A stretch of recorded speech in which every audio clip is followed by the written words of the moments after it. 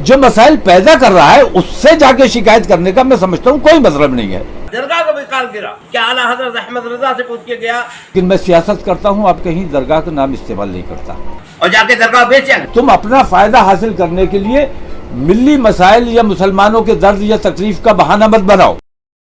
नमस्कार, the leader Hindi में आपका स्वागत है। हम बात करने के लिए मौजूद हैं फिर उस विवाद पर जो दरगाह आला हजरत से जुड़ा है। एक छोटी सी मुलाकात किस तरह से बात का बतंगड़ बन जाती है वो इससे साबित हो गया है। इस मामले में ख़ास तौर से मन्नान रज़ा खां मन्नानी मियाँ का जो रवैया रहा है वो चर्चा का विषय बन चुका है। वो इस मामले में पहले मुखर हुए, फिर ठंडे हुए, फिर एक बार उन्होंने गुस्सा जताया और आखिरकार एक बार फिर उनकी तरफ से ये बयान आया कि जो उन्होंने पहले बयान दिया था उसको रद्द समझा जाए।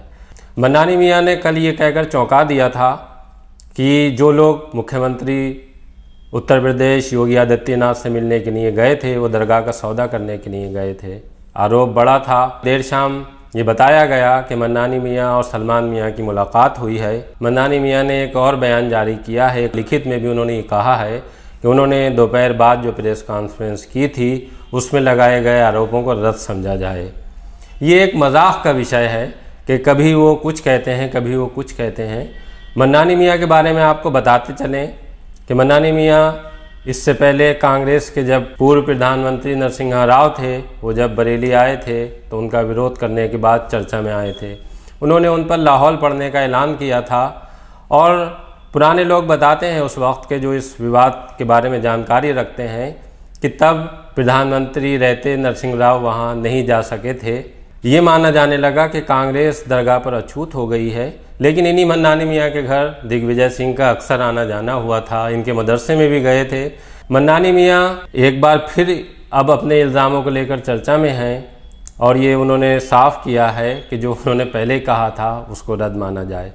ये महज इतना सा मामला नहीं है। इस मामले को लेकर दरगाह की छवि को काफ़ी नुकसान हुआ है। ये लोग जो दरगाह से जुड़े हैं वो मानते हैं, वो चाहते हैं किसी तरह से ये विवाद ख़त्म हो। इस विवाद को ख़त्म करने का तरीक़ा यही था कि जो विरोध कर रहे हैं उन्हें साथ बैठाया जाए। ये काम पहले भी हो सकता था, देर ही सही, लेकिन रात में जब बातचीत हुई तो उसके बाद कुछ चीज़ें शायद दूर हुई हैं। इस पूरे विवाद की अगर हम जड़ तक जाने की कोशिश करें तो उसके पीछे कहीं ना कहीं कोई ओहदा है।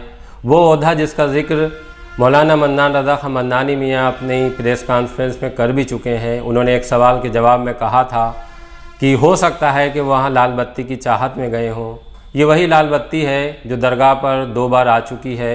एक बार आबिद रज़ा खां को मिली थी, उनका विरोध हुआ और विरोध के बाद नतीजा यहाँ तक आया कि सुभानी मियाँ जिन्होंने उन्हें लाल बत्ती दिलवाई थी उनके विरोध के बाद उन्हें लाल बत्ती गंवानी पड़ी।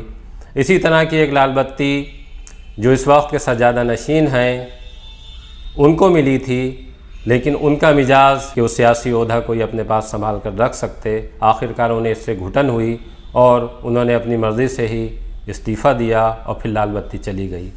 ऐसी ही एक लाल बत्ती मौलाना तौक़ीर रज़ा खां को मिली थी। वो ऑल इंडिया इत्तेहाद मिल्लत के राष्ट्रीय अध्यक्ष हैं। समाजवादी पार्टी की सरकार में जब उनका समझौता हुआ उसके बाद उन्हें लाल बत्ती दी गई। खुद ही उन्होंने इस्तीफ़ा देने के बाद लाल बत्ती छोड़ दी थी।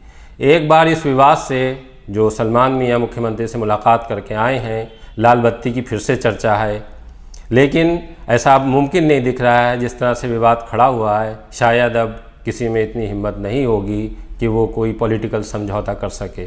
दरगाह की तरफ से ये बार बार साफ़ किया जाता है कि उसका सियासत से मतलब नहीं है। चाहे दरगाह आला हज़रत पर आला हज़रत का उर्स हो, ताजुश शरिया का उर्स हो या इस तरह के दूसरे बड़े प्रोग्राम हो, उसमें बाकायदा लिखित तौर पर ये बयान जारी किए जाते हैं कि यहाँ सियासत से कोई लेना देना नहीं है, ये मजहबी मंच है और यहाँ दीन की बात होगी। लेकिन कहीं ना कहीं चूँकि जिस तरह से राजनीति चल रही है उसकी वजह एक ये भी हो सकती है कि दरगाह की एक अहम शख्सियत मौलाना तौक़ीर रज़ा खां अपनी राजनीतिक पार्टी चलाते हैं। उन्होंने कभी भी राजनीति के लिए दरगाह का इस्तेमाल नहीं किया है, लेकिन जब कभी उनके पास कोई बड़ी शख्सियत, चाहे वो असदुद्दीन ओवैसी हों, समाजवादी पार्टी के बड़े नेता हों या इस तरह के छोटे दलों के नेता हों, जब उनसे मुलाकात करने के लिए आते हैं मौलाना तौक़ीर रज़ा खां से, तो वो दरगाह पर हाज़िरी देने भी जाते हैं। मुख्यमंत्री से मिलने के विवाद की बात करें तो मुझे ये लगता है कि शायद अब ये विवाद मन्नान रज़ा खां मन्नानी मियाँ के बयान से पलट जाने के बाद थमेगा और थम भी जाना चाहिए, इसी में सबका भला है।